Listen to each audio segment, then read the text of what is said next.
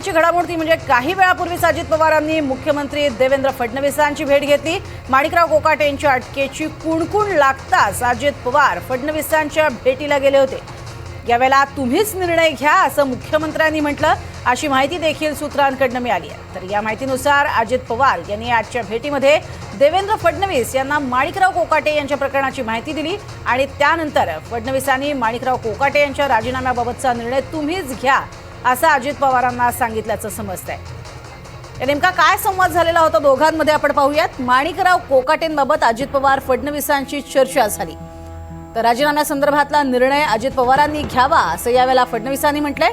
कोकाटेंच्या राजीनाम्याचा निर्णय फडणवीसांनी दादांवरच सोपवलाय। तर पक्षाचे नेते म्हणून अजित पवारांनी रात्रीपर्यंत स्पष्टता द्यावी असंही फडणवीसांनी सुतोवाच केलाय। तो कोर्टाच्या निर्णयावरती भूमिका घेऊ असं अजित पवारांनी फडणवीसांना म्हटलंय, अशी देखील माहिती ही सूत्रांकडून समोर येते। फडणवीस आणि अजित पवार यांची जी भेट झाली त्यातली इनसाइड स्टोरी समोर आली। मात्र वारंवार आता राजीनाम्याची मागणी जोर धरते आहे। विरोधक सुद्धा जोरदारपणे ही मागणी करतात। यापूर्वी सुद्धा माणिकराव कोकाटे हे आपल्या वक्तव्याने तसंच रमी खेळल्यानं सुद्धा अर्थातच वादात आलेले होते। या सगळ्या संदर्भात अमरराज दानवेंनी प्रतिक्रिया दिली आहे, पाहूयात। माणिकराव कोकाटे यांचा अटक वॉरंट जारी झालेला आहे आणि कोणत्याही क्षणी त्यांना अटक होऊ शकते। माझ्यासोबत अंबादास दानवे आहेत।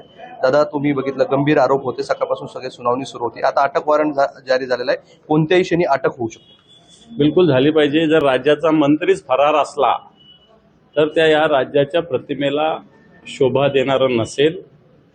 त्यामुळं मंत्र्याला ताबडतोब अटक झाली पाहिजे। या मंत्र्यांचं मंत्रिपद आणि आमदारकीचं जी जबाबदारी आहे ती काढून घेतली पाहिजे। मला असं वाटतं हे जर केलं नाही, कारण याच्या आधी अशा घटना केदारांच्या प्रकरणात हेच सरकार होतं, यांनी कशा पद्धतीनं ताबडतोब सदस्यत्व रद्द केलं होतं। राहुल गांधीचं सदस्यत्व कशा पद्धतीनं लोकसभेच्या संसदीय कार्यालयाने एका दिवसात सदस्यत्व रद्द केलं होतं।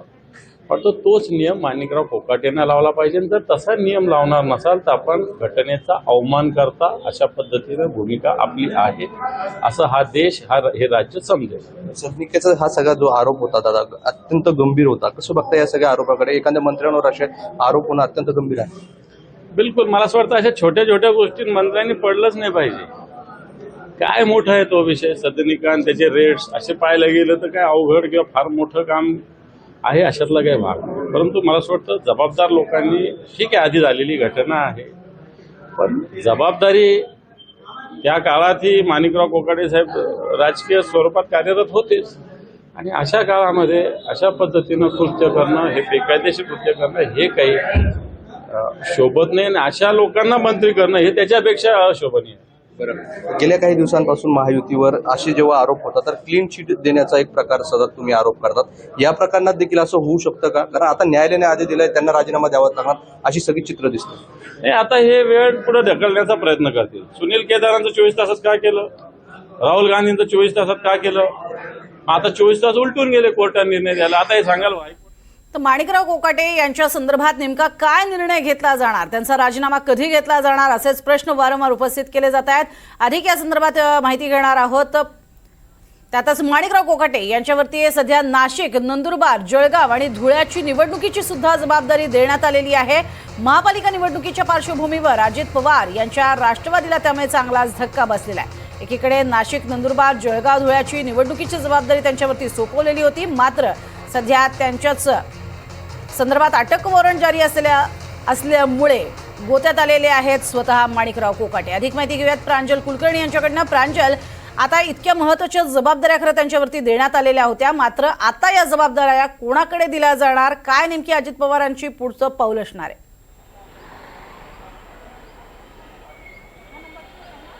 प्रज्ञा, खरं आहेत माणिकराव कोकाटे यांच्याविरुद्ध आता अटक वॉरंट हे जारी झालेलं आहे। त्यांचं मंत्रिपद देखील आता धोक्यात आले आहेत असंच म्हणावं लागणार आहे। विरोधक आक्रमक झाल्याचं बघायला मिळत आहेत आणि विशेष म्हणजे आता खरं तर महापालिका निवडणुकांची रणधुमाळी सुरू आहे आणि अशातच खरं तर अजित पवारांच्याच राष्ट्रवादीला हा मोठा धक्का म्हणावा लागणार आहे। ऑक्टोबर महिन्यामध्ये माणिकराव कोकाटे यांची सुनील तटकरे जे प्रदेशाध्यक्ष आहेत त्यांनी संपर्क मंत्री म्हणून नाशिक, धुळे, जळगाव आणि नंदुरबार या 4 जिल्ह्यांच्या संपर्क मंत्री म्हणून माणिकराव कोकाटे यांची नियुक्ती ही केलेली होती. आपल्याकडे ते पत्रक देखील प्राप्त हे झालेलं आहेत आणि विशेष म्हणजे नंदुरबारचे पालकमंत्री म्हणून देखील माणिकराव कोकाटे यांच्यावरती जबाबदारी आहेत आणि त्यामुळे एकंदरीतच आता आगामी निवडणुकांच्या पार्श्वभूमीवरती पक्षालाच खरं मोठा झटका हा म्हणावा लागणार आहे. एकीकडे मागील काही दिवसांपासून माणिकराव कोकाटे हे त्यांच्यावरती जे जिल्हे देण्यात आलेले आहेत त्या जिल्ह्यांमध्ये उत्तर महाराष्ट्रामध्ये दौरा हे करतायत, पक्षांच्या बैठका घेत आहेत, इच्छुक उमेदवारांच्या देखील ते मुलाखती घेतील अशी देखील संपूर्ण तयारी ही पक्षाच्या वतीने सुरूही झालेली होती. मात्र अशातच माणिकराव कोकाटे यांना आता अटक वॉरंट, यांच्या विरोधात अटक वॉरंट हे जारी झालेलं आहे. त्यामुळे निश्चितच आता अजित पवार खरं तर पुढची काय भूमिका घेत आहेत, कारण एकीकडे आपण बघितलं तर छगन भुजबळ यांच्यावरती सध्या उपचार सुरू आहेत, त्यांची तब्येत हे बरी नाही आहे. त्यामुळे त्यांच्या पाठोपाठ आता समीर भुजबळ यांनी आजपासून राष्ट्रवादी अजित पवार गटाच्या नाशिक महापालिकेसाठी इच्छुक उमेदवारांच्या मुलाखती या सुरू केलेल्या आहेत.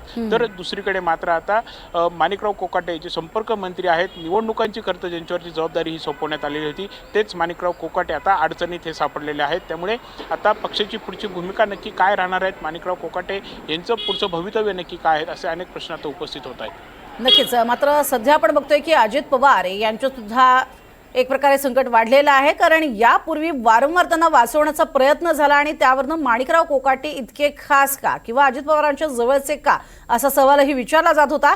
आता मात्र पुन्हा हे प्रकरण जे आहे ते समोर आलेलं असल्यामुळे अजित पवार यांना सावध भूमिका घ्यावी लागणार आहे, कारण महापालिका निवडणुका डोळ्यासमोर आहेत आणि त्यातच त्यांची प्रतिमा जी आहे ती स्वच्छ ठेवण्यासाठी प्रयत्न करावे लागणार आहेत.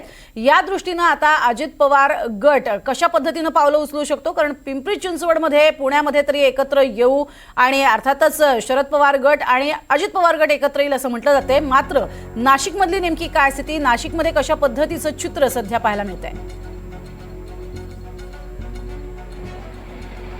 महत्त्वच प्रज्ञा, आता जो तुम्ही खरं तर प्रश्न उपस्थित केला की माणिकराव कोकाटे हे आजवरती अनेक वेळा वादात ते सापडले आहेत, मात्र अजित पवारांकडून त्यांची पाठराखण ही केली जाते का, हा प्रश्न करता राजकीय वर्तुळात अनेक वेळा उपस्थित होतोय.